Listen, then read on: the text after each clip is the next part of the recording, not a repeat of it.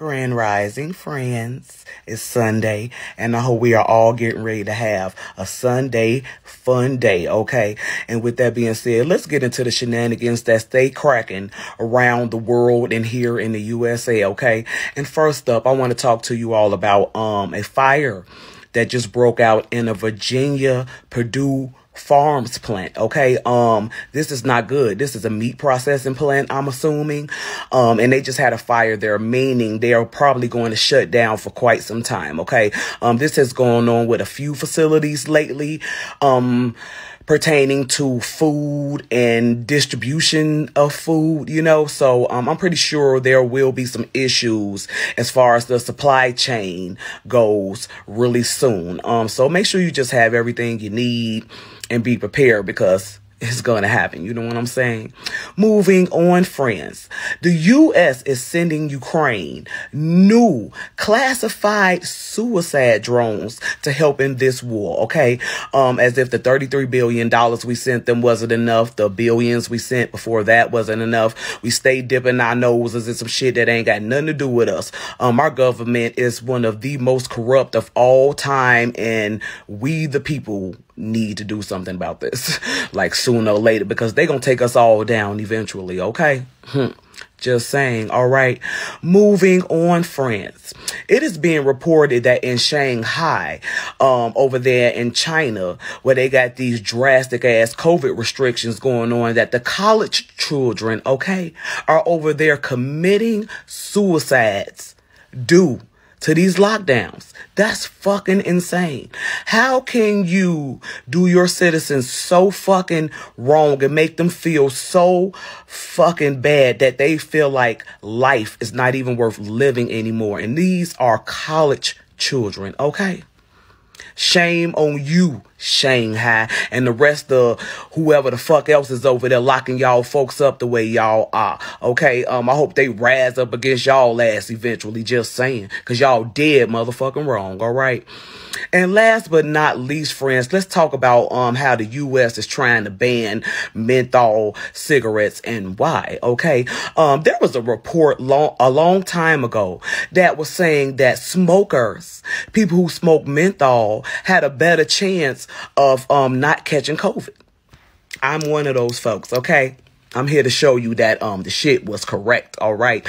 And this is one of the reasons they want to ban menthol cigarettes, so us folks who are smokers can be more susceptible to catching COVID. Yeah, I said it. Now you know the truth. And with that being said, friends, have a glorious day and stay dangerous. Keep my wife's name out your fucking. Now you ducking. When I say I got the shoes, baby, no. Hello, my name's Anthony. This is my first time trying to make a TikTok video, like really trying to make a TikTok video, so don't really know what I'm doing, bear with me. I want to make this video because I want to talk about medical racism. I want to talk about one facet of medical racism. I could make a whole bunch of videos about medical racism, but I could probably lose my job for it, but it's something that I care about, and I want to make this one about one subset of medical racism in particular. I am a nurse. I've been a nurse for 10 years.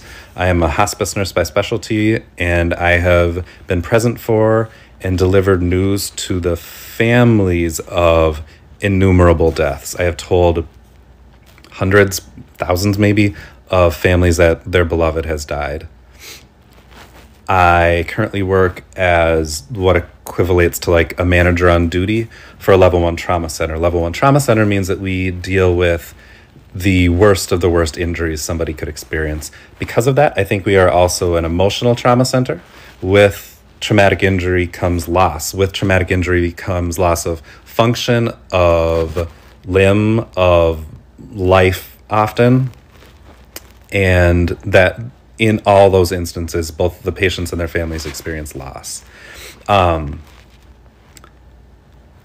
We operate in a very diverse area of the country. We have a lot of ethnic, racial, and sociocultural diversity where we operate.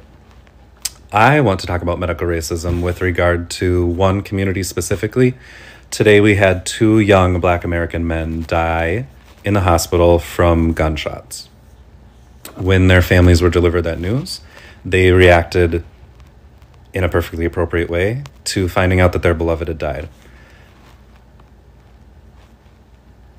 Our staff in these instances just don't know how to handle that. They see outpouring of emotion, they see grief, they see expressions of emotion from Black Americans as threatening. They see the wailing and the crying and the rolling on the ground as threatening. They view it as aggressive. They view it as though they're in danger. So they call security and they call the police and they call the sheriff that are on site to respond to that.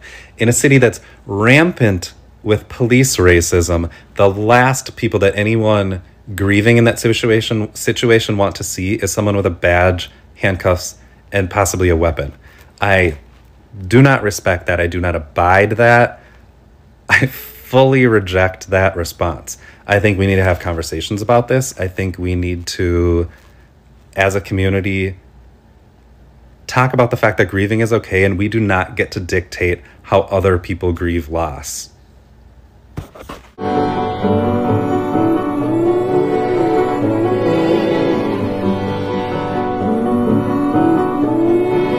For real, I'm not no fool, bro. I know they made it popular for us to hate each other. I know it's popular for Black women and Black men to talk shit about each other, about what we ain't doing for each other. You know the reason why no other culture do that? Because there's no agenda for them to do that. There's no agenda to separate the other culture. They got them where they need them to be. The only way to separate us is to separate us from our union. These other cultures don't care about their union like that. They're not trying to separate Asian people from marriage and from their children. They don't care nothing about separating Hispanic people from their marriages and their children. Why they do that to us? Why is that an agenda? Why are we the ones fighting back and forth? Because we the ones that they depended on to get this shit going. And they need us to keep it going. Y'all just made a white girl famous just for rapping some Lil Durk lyrics and some Lil Baby lyrics, bro. Nothing shit. And I knew it wasn't gonna take nothing to this long for y'all to find out she said the N-word, bro. We gotta start falling into these traps, bro. Bruh, bruh, bruh, bruh.